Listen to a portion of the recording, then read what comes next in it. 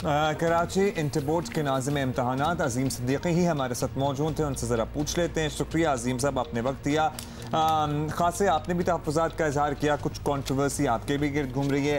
ये बता दें कि इंटरमीडिएट इम्तहानात में नकल उरूज पर है, सब जानते हैं, लेकिन हालात इतने ख़राब कैसे हो गए कि रेंजर्स की मदद मांगनी पड़ रही है अब अल्टीमेटली? उसकी वजह ये हुई कि जब मुझे बार बार बुलाया गया तो मैं पहले तो जाने को तैयार नहीं था बिल्कुल भी, लेकिन जब फैमिली को थ्रेट आया फिर मैंने चेयरमैन साहब को इन्फॉर्म भी किया कि सर देखिए मुझे थ्रेट आ रहा है, मैं क्या करूं। तो चेयरमैन साहब ने कहा कि आप इन्फॉर्म कर दीजिए आगे।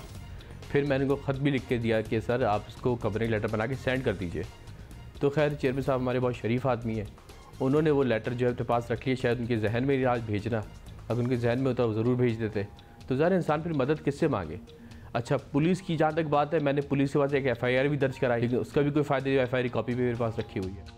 ठीक है, लेकिन जस्ट फॉर क्लैरिटी एक दफ़ा फिर हम आपसे पूछना ये चाहते हैं कि अब आप समझ रहे हैं कि रेंजर्स हालात को संभाल सकती है, वो ये काम कैसे करेंगे, या आपने कुछ सोचा है कि मतलब what do you have in mind कि वो किस तरह संभाल सकते हैं?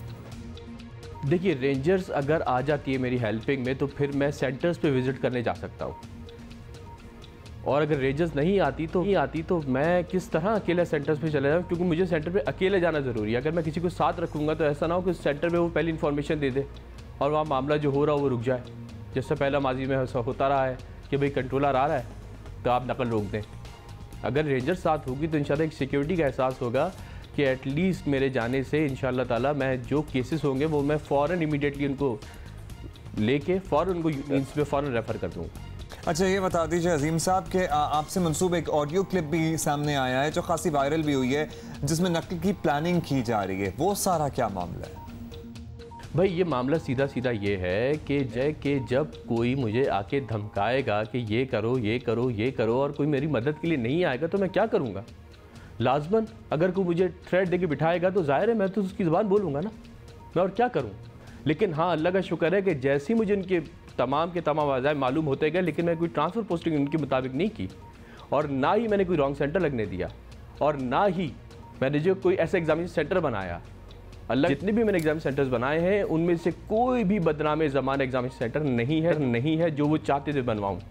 और ये वीडियो क्लिप इस वक्त इसलिए ऑन एयर हुई क्योंकि आज से बड़े पर्चे शुरू थे। अगर मेरी कोई खुदा ना खासा अल्लाह ने करे मैलिफाइड इंटेंशन होती तो ये ऑडियो क्लिप तो पहले आ जाता। इसका मतलब उनका ब्लैकमेलिंग का प्रोग्राम था कि अब हमारे पर्चे बड़े शुरू हो रहे हैं। पहले तो फेलियर्स के ले रहे थे पर्चे, तो उनको इतनी प्रॉब्लम नहीं था। अब है फ्रेश के पर्चे 22 तारीख से, अब उनको प्रॉब्लम हो रहा है कि हमारे रॉन्ग सेंटर्स लगाओ और हमें मौका दो।